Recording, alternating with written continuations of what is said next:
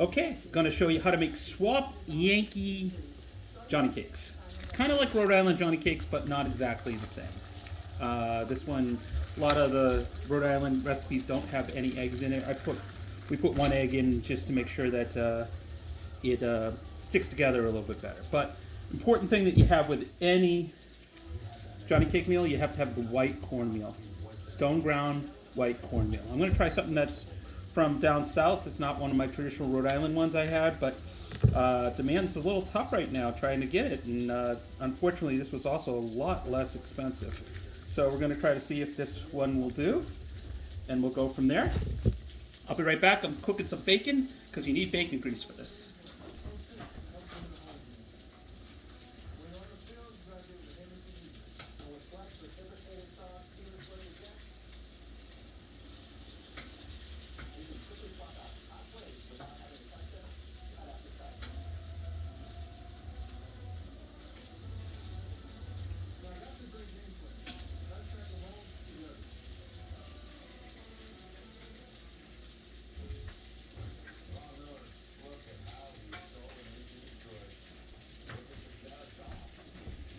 Okay, I'm back.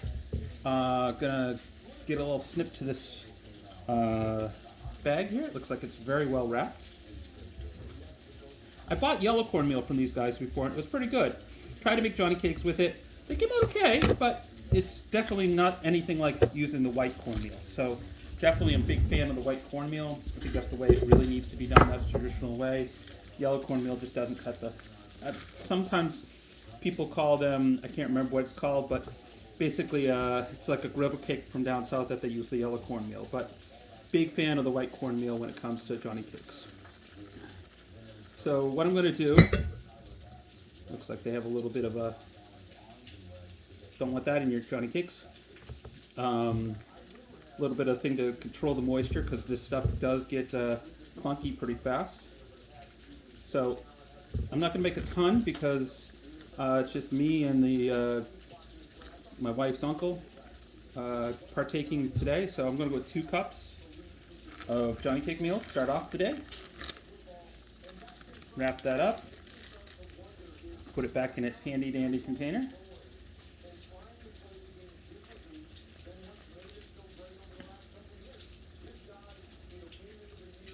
I do love this cloth container, but it does make it very difficult to put it back in. It's one of those things that kind of like a map when you unfold it, trying to get it back in afterwards, it's next to impossible.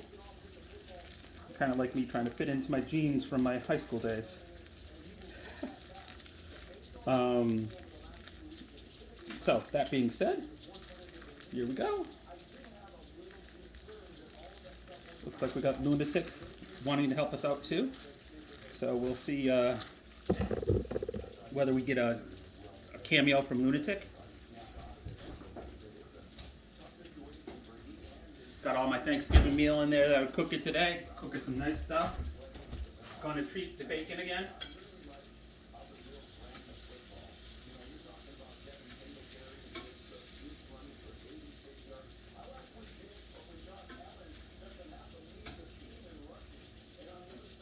I'm a big fan of baking bacon. Keep the grease off a little bit and stuff like that. But for the Johnny Cakes, you definitely need the grease. So, I'm not a big fan. I know some people really like those bacon grease that you can buy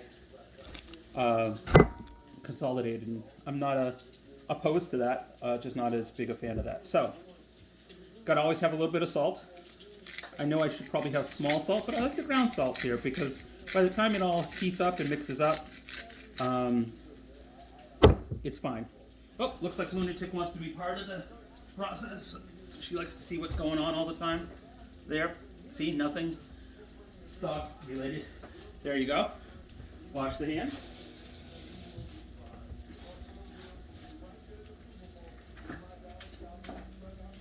A little bit of sugar. Need some sugar on this.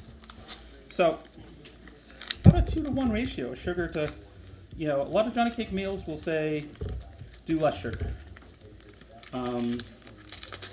And my family's also asked me sometimes to cut down back on the sugar a little bit, which is fine. The problem with it is also though. You lose some of that sweetness and some of that grittiness. I like the grittiness. That's the difference between the southern recipe and the northern. The southern really tries to whip it up, make it more like a pancake. So here we go, about a cup sugar. There we go. Put the sugar away.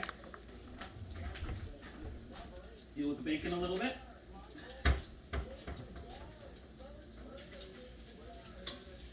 Hear that grizzle.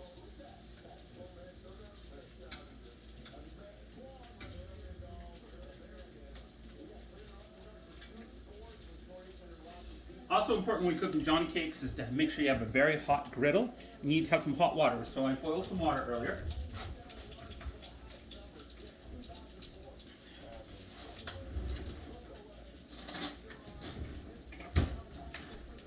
Boil some water. And what you want to do is you kind of want to make it like a paste.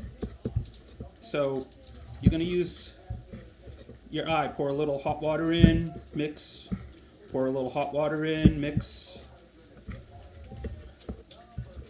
Pour a little hot water in, mix.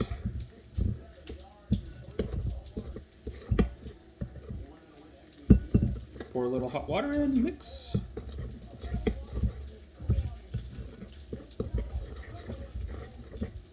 I think that's good.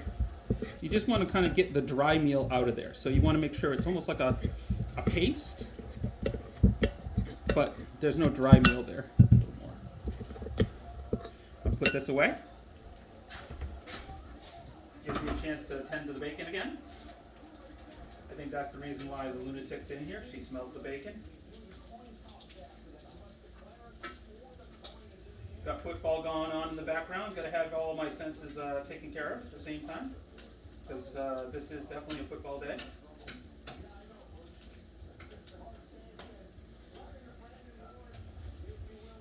All right.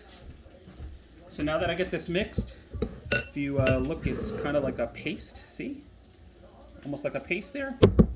Reason why I kind of keep it that way is I do think one of the secrets to a good Johnny cake meal, for it to stay together, is to put one egg in there. My dad does two. I think that makes it a little too pancakey. I do one just to kind of give it some ability to stick together a little bit better. Think of it as your glue, I guess.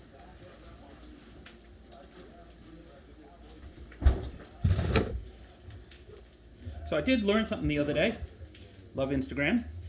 Crack an egg on the flat surface. You can do the one hand method, and it does not push the shell back into the egg, which is great. You learn something new every day, right? Wash the hands, because we know how eggs are. Mix that egg right in. Make sure it's mixed in really well.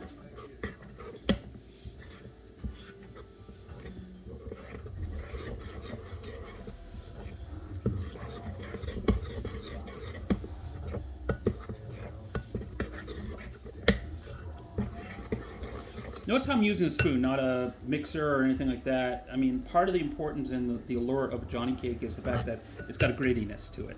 You know, it's got that cornmeal grittiness to it. So you want to make sure that you protect that by, using, hand methods as opposed to. So you see now it's a little more soupy,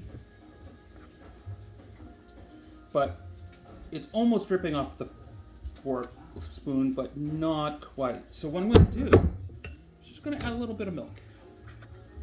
Just a little bit of milk. And once again, this is all feel thing. So it's kind of, I think a lot of people have preferences the way they like things and the way they cook things and such. So I'm not a big believer in, exact measurements on everything, especially when it's something that's trying to get consistency a certain way. You kind of have to have a feel for it. So, put a dab of milk in there just to give it a little bit of a feel.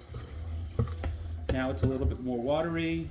Can drip off onto the griddle better. So I'm going to put us on pause until we get set it back over by the stove and get the bacon done. We'll be right back.